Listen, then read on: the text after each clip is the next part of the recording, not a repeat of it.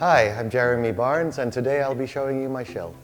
Well, reading and I are really old buddies. I can't remember a time when I didn't read or have lots of books around me. I started reading, I guess, at a really early age. I suppose as soon as I learned how to read, I just loved reading. My childhood was in Hong Kong. I went to Sunday school, and I remember one of the earliest books was like a children's Bible. So I remember really enjoying that. I remember having like a whole lot of fairy tale books. Yeah, those were among the earliest books, and I guess that's how I started to fall in love with talagang storytelling, whether biblical stories and also like fairy tales and stuff like that. How did you fall in love with reading? Well, I'm an only child. I was left on my own a lot in my rooms. I just remember loving reading from the very beginning.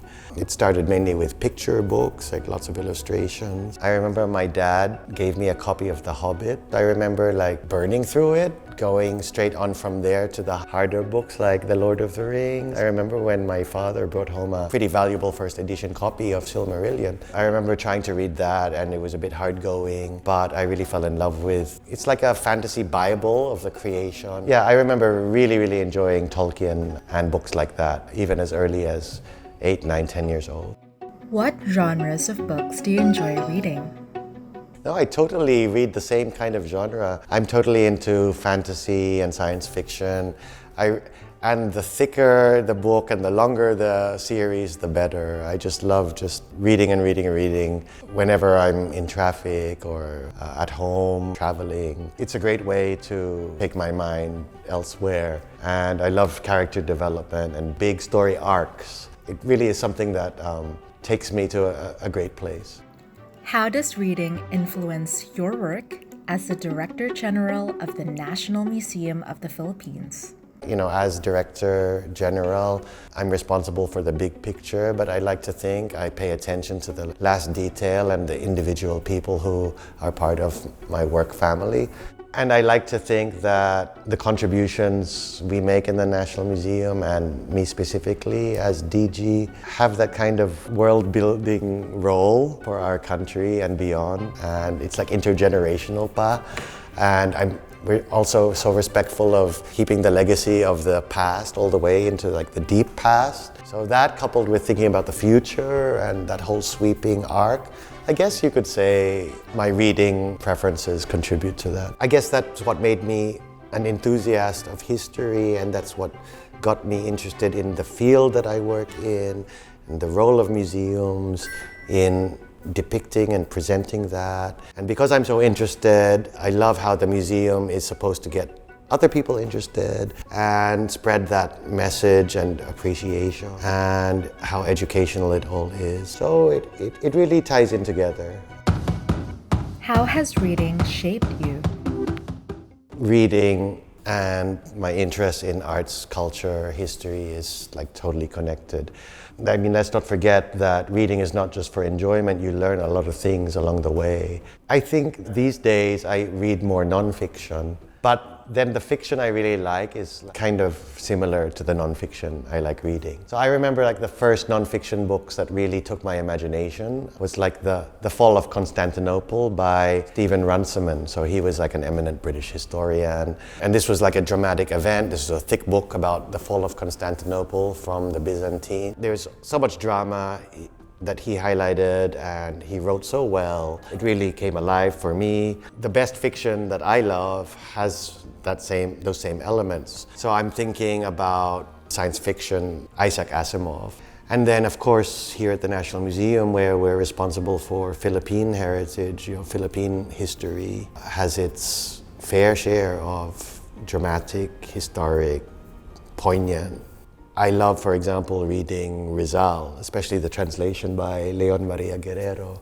It brings out like the Victorian era writing that I think properly contextualizes Rizal.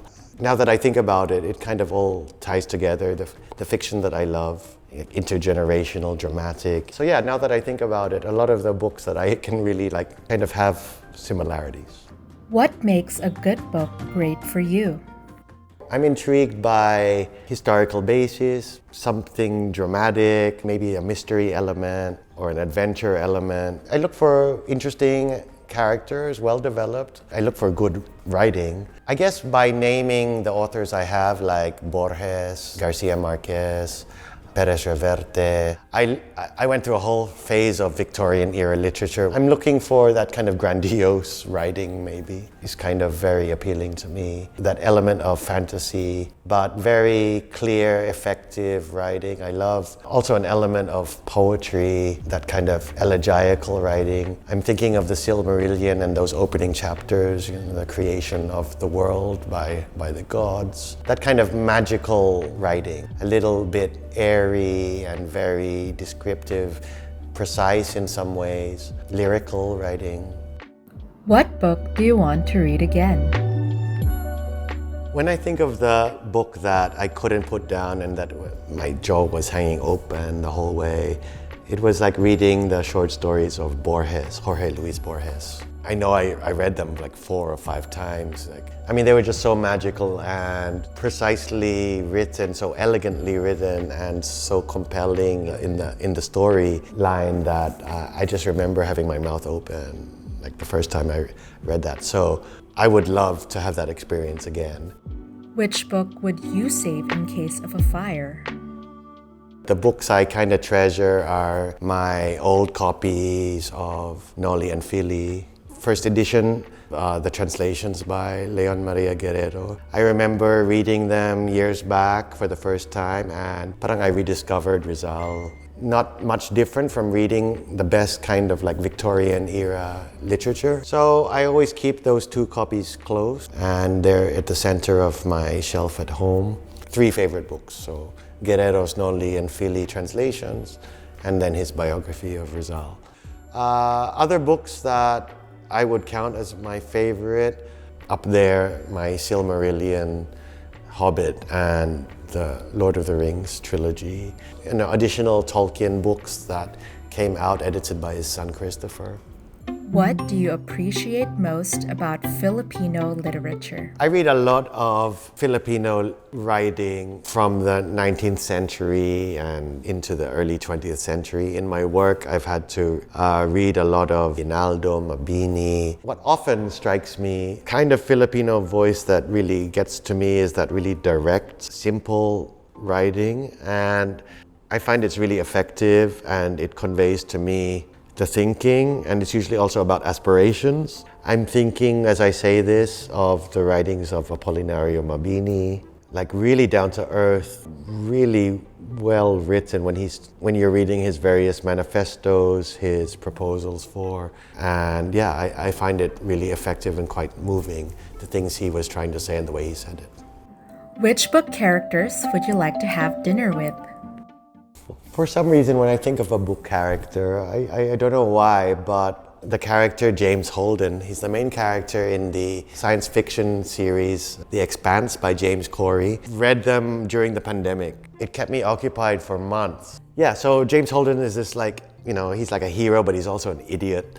He has a lot of adventures, and the way the very long story pans out, he's at the center of a lot of major things. Yeah, he'd be a pretty cool guy to sit down, have dinner with, and ask him why he made a lot of stupid decisions. And for anyone who loves science fiction and really long book, The Expanse series by James Corey is a top recommendation I would have. Any more book recommendations? For those who like sweeping history about pivotal moments, who want to go for nonfiction, I'd recommend some classic history writing. Sir Stephen Runciman, he didn't just write about the fall of Constantinople. You can go back to the classics like The Rise and Fall of the Roman Empire. There's also the great historical biographies like Marie Antoinette by Stefan Zweig. For fantasy, of course, you need to start with Tolkien. If you're not familiar with Tolkien, then start with The Hobbit. Science fiction, again, for me, the bedrock of science fiction is Isaac Asimov.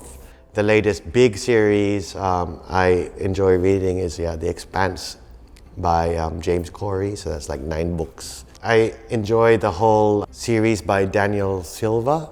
For easy reading, that still has like art and history in the mix. I love Spanish and Latin American authors. Arturo Perez Reverte, Jorge Luis Borges, and of course, Gabriel Garcia Marquez. I do love Russian literature. Pick up Anna Karenina by Tolstoy. If you love Dickens, try Anthony Trollope.